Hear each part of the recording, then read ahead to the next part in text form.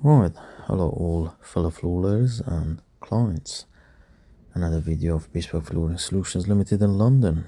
This time is about cup and cove vinyl flooring in a shower area or wet room. The job is completed and done. It's looking absolutely marvelous. This time we've got square drainage there, and they've got some sort of cover there, and they'll put it later. So let's go and start from the beginning how we done it. Right, back to beginning, and the subfloor is prepared with PPM latex leveling compound and feather finish. As you can see, we've done a little bit of feather finish over the wall. Sometimes I don't like that paper. It's coming off when you put the adhesive for a little bit of pressure, the paper just peels off. So the co-former is getting stuck down with contact adhesive, just like so, nice and simple. Let it dry for 2 minutes and then you start installing against the wall. But one joint and mitre the other one, overlap it, easy as that. You don't have to mitre both corners.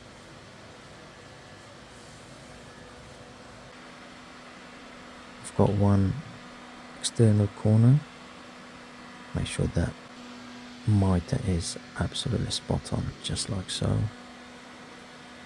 Again, mitre one corner, overlap, and we get a solid corner for welding.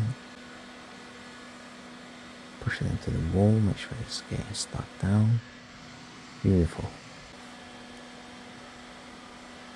Last corner, and then I trim it down to the far end corner, so make sure the vinyl is fitted nice and neat and there's no gap at the end, as you can see right here.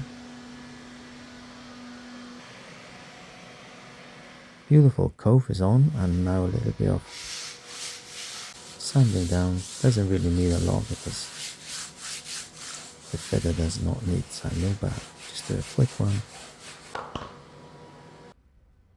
Right, time to cut the vinyl. Safety vinyl flooring. Nice big warehouse in London. With ultra vinyl flooring, sometimes we don't need the straight edge because there's hundreds of lines and they are pretty straight. Follow with the hook blades. Once it's cut, carry it into the room. It's nice and warm in here. I've got 2 heaters on. Let the vinyl warm up. And then it's time for double-sided tape. I only use F60 for around the drainage, but double-sided tape is nice and clean, easy to work with, and makes life a lot easier for floor layers. No more F60. But if the client supplies it, I will refuse it. It's not good for your health.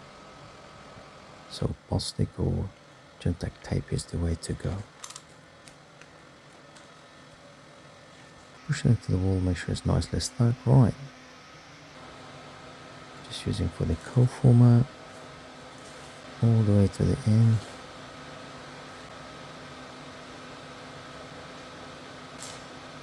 Right. Push it into co-former, make sure it's nicely stuck down. Double side tape is done. Now it's time for vinyl to go down. I've got one external corner, so we've got a wall panel there on the left hand side. And there we go, it's done. We've got the pencil line for adhesive. Alright, let's mark the drainage for F60. Alright, all marked tab. There we go, F60 around the drainage. It's really stuff, but we have to use it. The choice is contact adhesive, so we have to do the back of the vinyl as well. Let it dry, and then once it's dried up, we pull the vinyl a bit backward, and then time for paste adhesive. There are many types of adhesive you could use, so that's for the vinyl, the paste adhesive. Like that movement of trowel. Let it dry for 10 minutes. and then glue the other side. One side is down. Now we are ready to fit the vinyl up the cove and up the wall.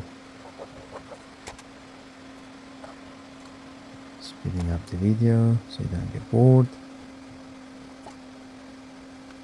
No trim, they will overlap it with tile, but 1 inch over the vinyl. They don't have to use trim. If they wish, they can use a trim later on, but that's how the builder likes it. It's more watertight than having a trim. Okay, and the internal corner. With cap and cover, it takes a little bit of time, so you have to take your time and be patient. How easy it is with double-sided tape. Nice and clean. Push it into the cove former, warm it up. I've got this little carpet with wood. Wrap the carpet around it. That's really handy for cap and cove vinyl work. Rather than pushing with your fingers, you just use that. Take the adhesive off and warm it up because it's really cold. It's winter time. Push it into the wall. Job done. Cut the internal corner, and then the filler needs to be cut so it's ready for later on. Beautiful corners, all done.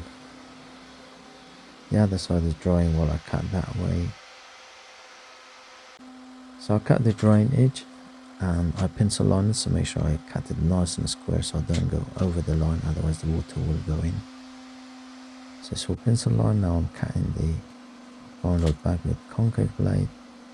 All the spot on. Later on they can put the drainage and the trim on top of the vinyl, and that's that. I really don't know what sort of drainage they use, but they told me to cut nice and square around the edges and leave it for the builder. They will sort it out, so that's what I did. Right, had a little break. As you can see, no door, so I had to use a plywood to warm the place up. Nice and cozy in here. Right, I put the second piece in. Last cove up the wall, and that gets fitted. Simple as that. Push in the cove format, job done. Cut last joint, vinyl to vinyl. I actually fitted the corridor the other weekend. Free hand cut with the hook blade, and I'm good at that. It looks like the machine has cut it. Around the door frame is nice and neat. Look at that gap, nice spot on. Looks like I've cut it with straight edge, and later on we will groove it and weld it. Right, we're nearly there. Time to groove the joint. I don't use metal straight edge. I do have it. It's a bit risky. Sometimes it slips off, so I do use this black straight edge. I've had it for years. Don't get it anymore, but we still have it. So the joint is grooved, and now we're ready for heat welding. It's up on 450 degrees, and doing the external corner first. This vinyl is very easy to burn, so be careful with it.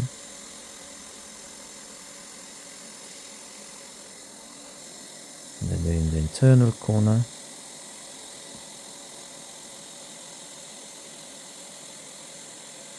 The welding takes a little bit of time because you're doing 0 mile an hour. Trim a little bit of that off, the spatula, and then doing the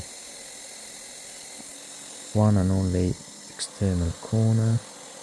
This is the hardest point. Take your time, make sure the gap is nice and solid.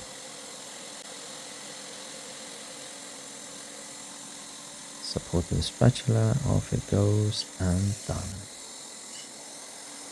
Now we're doing the main joint.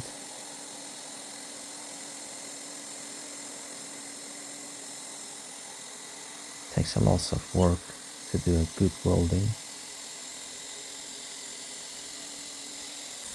Right,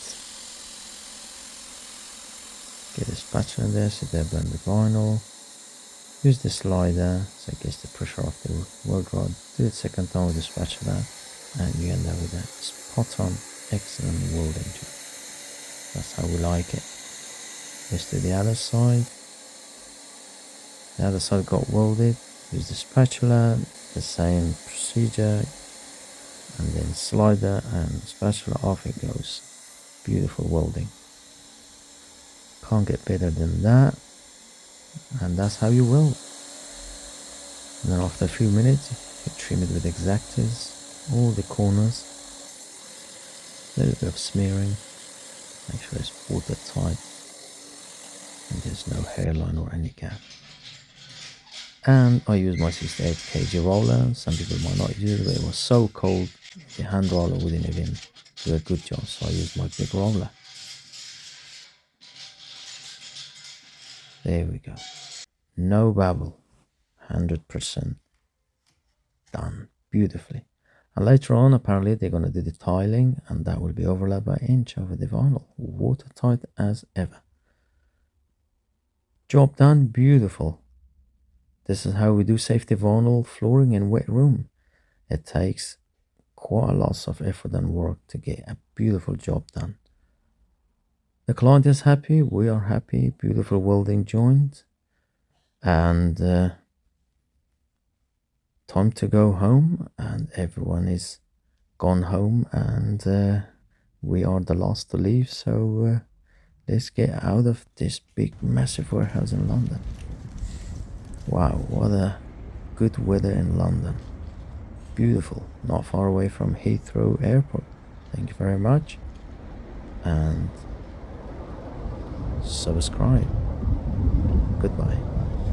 Let's have it.